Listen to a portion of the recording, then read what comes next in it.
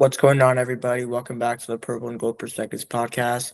I'm your host, Mike Javid, and today we're going to be discussing the rough Game 2 loss for the Lakers, 107 to 125 against the OKC Thunder, falling 0-2 in this best-of-7 series. Going into this one, Luke Kennard and Jared Vanderbilt. Kennard questionable, Vanderbilt doubtful with that finger injury, and then Luka obviously still out, and he's probably not going to return for the rest of the season because Lakers have no chance of winning the series. And for the Thunder, Sorber and J-Dub were both out. However, in the first quarter, I thought the Lakers, it was more of the same. I thought the first quarter, to start, the Lakers were getting solid looks, but they just couldn't convert. Like, they missed, I think, their first six threes. And then Rui got the Lakers going. He hit 2 threes in the first, including a buzzer beater. I thought Austin Reeves started off definitely a lot better than he did in game one. But when Reeves is like driving to the basket, he was rushing everything, I felt like. And then there was like, I think the play that stands out most, after Jay Will hits a three, it's an 8-point game. Reeves just rushes it, just drives down the court and lost the ball, and Shea gets a running slam. So things like that, and then that also caused JJ Redick to get a technical foul. Moments like those are going to sway this game big time. But let's just start like from the start. So Thunder strike first, but the Lakers did get back in it. They tied it at 16 after a Reeves and one. Now LeBron also got fouled, limping a little bit after, and like late to get back on the next play. He got hammered by Jay Will on this layup. So tough finish, but then he's just getting smacked to the ground by Jay Will. There's no foul called. I thought the game was poorly officiated tonight, but honestly, I think it was poorly officiated on both sides. Like, the Thunder didn't get that good of a whistle either. Honestly, on the other end, there were just a lot of questionable calls from both sides. It was a weird game. But anyways, the Lakers, despite all that, they were still down only 4 end of the first quarter as Rui hit a buzzer beater. And second quarter, it was kind of just similar. Lakers still in it, but the Thunder just continued to lead. But the Lakers had a couple big threes, like Austin Reeves, Marcus Smart, Luke Kennard, twice, 2 threes from Kennard, another 3 from Rui. And their offense just looked much better in this quarter. I think the best play of the night, at least for the Lakers. Reeves throws it up before LeBron is even off the ground, before he's even running, and he just goes up and gets it. Like, that's just elite chemistry right there from those two. But the Thunder did go up by, they led by as much as 11 in the first half, or like late in the first quarter. And then Adu Thero also got some minutes in this one in the second quarter. Like, he got 2 minutes in the second quarter. I think 2 minutes in early fourth or late third. I don't remember exactly when.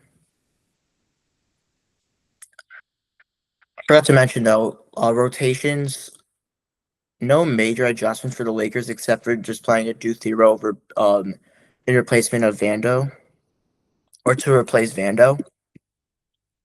And then for the Thunder, Aaron Wiggins completely cut from their rotation, which was the right call. He's just not – he's had a bad year compared to what he's been in the past. He's still a serviceable role player, I think. I just think that team is just so deep.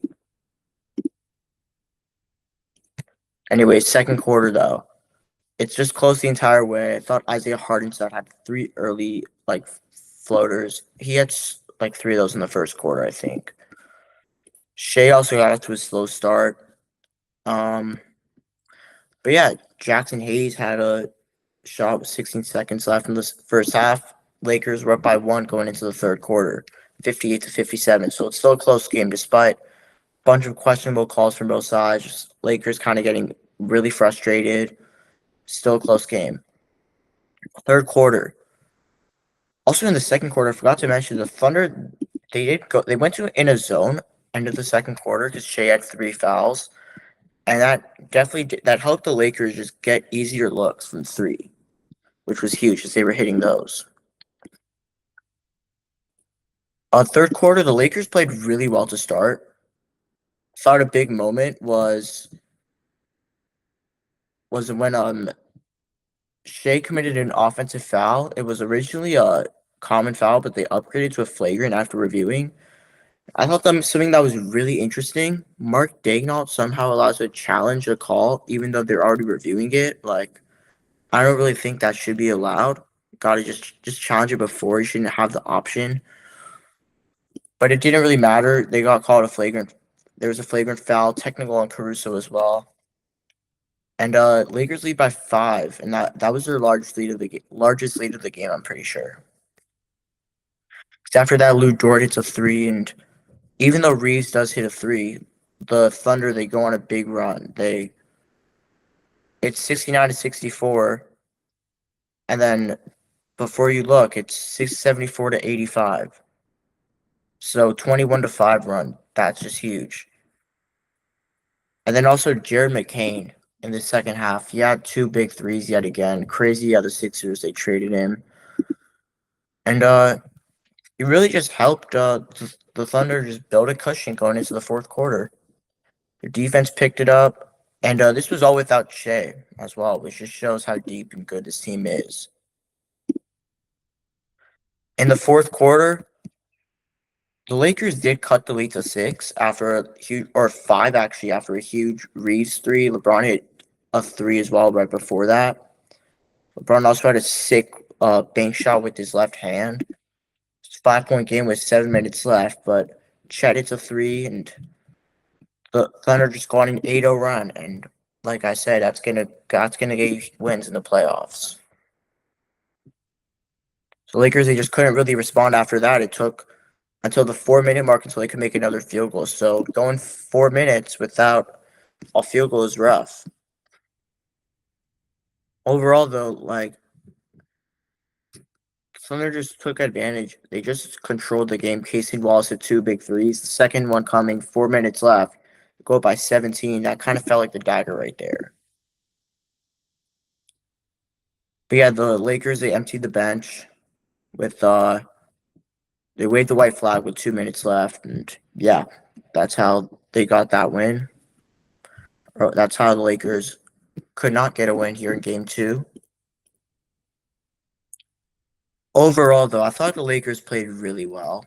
Like, I thought we played really well in the first half. Even just like first 30 minutes of this one, they look really good.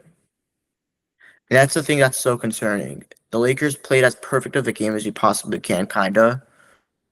At least compared to realistically, this is like as good of a game as we could play without Luka. And it just doesn't even matter because this Thunder team is so good. Let's read the lines though. So Adu Thero, he played 6 minutes. He had 0 points. He had an offensive board, 3 rebounds. I thought he actually looked pretty solid, honestly. I've seen a lot of Laker fans claim that he should be playing over LaRavia. And honestly, with how bad LaRavia's looked, at least throughout this series, the first 2 games, I wouldn't even be shocked if we see it doing Game 3. Get real minutes. Luke Kennard had a nice bounce back game, 4 of 5 from the field, 2 of 3 from 3. Just huge that he's just hitting shots because he was not hitting shots at all, at least for the last 5 games. But 10 points. His defense is always a concern, but it doesn't matter. As long as he's hitting shots, he can stay on the floor. Jackson Hayes, 3 of 3 from the field. He had 5 fouls in 15 minutes. That's not ideal. 3 rebounds. Hayes was not great. He definitely played a lot. He didn't play as well as he didn't. Game 1, he was okay. Pretty good, honestly. Like, he just fouls so much. And I will say probably like 2 of those, they weren't fouls. I don't really know exactly how many weren't fouls, but I thought there was just a lot of fouls called from both teams. Like, the Lakers had 26. OKC had 21 fouls. That's a lot of fouls in this one. So yeah, I thought Hayes was not great, but he not too bad. Jake LaRavia was not good. He had a travel, like a really bad travel.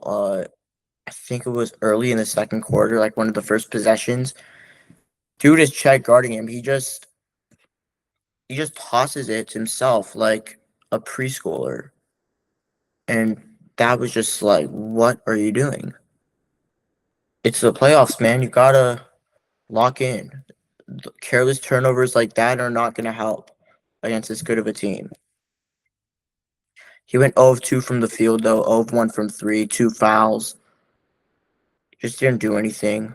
Marcus Smart, yet again, played great defense on Shea. Offensively, he was not great, and he had 5 fouls somehow. That's just, like I said, the refs were calling a lot of fouls tonight for both sides. But 4 of 13 from the field, 1 of 7 from 3, 5 assists, 4 rebounds, 14 points. He was the only Laker, at least, who played real rotational minutes outside of a Theo with a positive plus minus +2.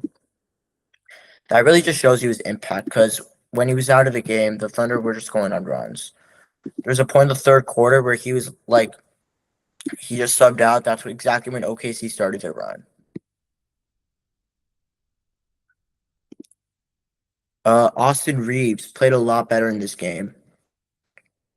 He did have 5 fouls. He did have 5 turnovers, but he was 10 of 15 from the field, 3 of 6 from 3, 8 of 10 from the line, 6 assists, 31 points. I prefer for him to take more than 15 shots, honestly, but I'll take anything that's not 3 for 16 because we were talking like he was just the biggest choker ever and a fraud. He shut that up. He played really well.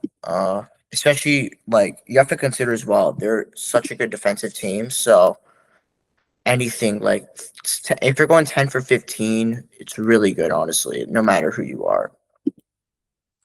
DeAndre Ayton, this was rough. 1 for 7 from the field. He had 10 rebounds, 5 offensive boards. Aiden's rebounding has been great this series. Defensively, he's been solid too. But offensively, he's just not really finishing that well at the rim, which is kind of expected. You're playing against Chet Holmgren, Isaiah Hardenstein, Jay Will, so it's going to be tough. They're a physical team, especially down low in the paint. So yeah, Aiden's got to be better finishing, and I'm sure if he can just get to the line early, like draw some early fouls on their bigs, that would help a ton.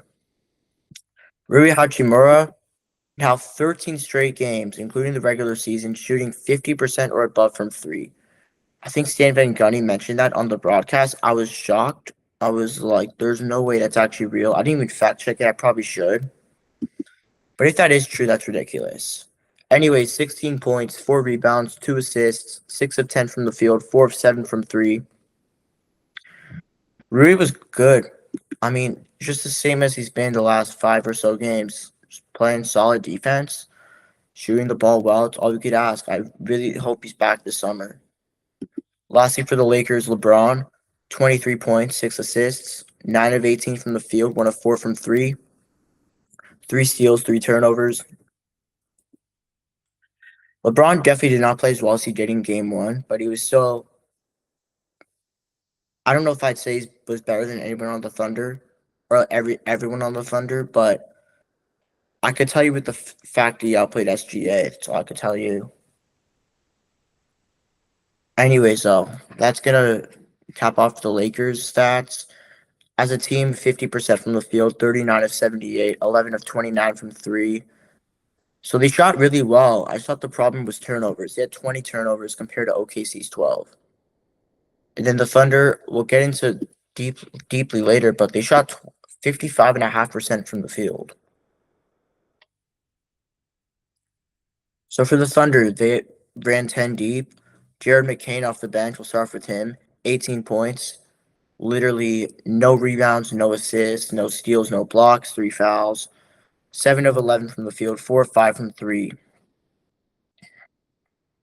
McCain's just tough. I really like his game, and he's a good scorer off the bench. He just did what he needed to do, and that's going to get you some wins. Alex Caruso, his defense was just amazing, even though there was that one possession, I'll admit. Pretty bad flop. I'm not going to really get that crazy with the refs. I think I definitely could. I'm not really going to do that, though. Anyways, though, Caruso, 2 of 6 from the field, 1 of 5 from three, 4 rebounds, 4 assists, 2 steals, plus 17 in 22 minutes. Just winning basketball the way he plays. He's just like the glue guy of this team, and I don't know. I don't think they'd be the one seed without him. His impact's just so huge. It won't show on the stat sheet, but watching the game, it does show. Isaiah Joe only played 9 minutes. He had 3 assists, 2 of 3 from the field, 4 points. Joe, I mean, I didn't realize he only played 9 minutes, but like now thinking about it, I don't remember him doing much in the second half. I don't even know if he even played. But might be hurt honestly. I'm not sure, but that's pretty interesting. Jay Will, 2 of 4 from three, 7 points. He had a huge 4 point play in the third quarter. He was actually really good too. His defense has been great, and he's a nice rebounder too. Actually, maybe not a great rebounder, but like he just provides some physicality. He's a solid post up big. This might not be the perfect series for him. He has an opponent like he was really good last year against Denver, for example. So probably want him playing more in that series. But if like they do play the Spurs, for example, I think he could actually be a solid defender for Wemby. Jason Wallace, 12 points, 4 assists, 4 of 7 from the field, 2 of 3 from three, plus 17. He hit two of the biggest shots of the game, icing this one in the fourth quarter. And like just like Caruso, Kaysen's defense is unbelievable. And I think he's probably, if I had to say, like I think he's a like most enjoyable perimeter defender. Like he just plays real good defense all possessions. He doesn't take plays off. I think he's a really good player. He's gonna get a bag this summer. I'm curious to see what he gets, honestly. We'll talk about SGA next. 22 points, 2 rebounds, 2 assists, 3 turnovers, 7 of 13 from the field, 1 of 3 from three, 7 of 9 from the line. Shea finally scored over 20 against the Lakers, but he was good. I mean, he was like not great for Shea standards, but good enough to win the game. I think he still needs to be more aggressive. Like 13 shots, that's just not enough. Looking for calls too much as well. AJ Mitchell. AJ Mitchell was so damn good tonight.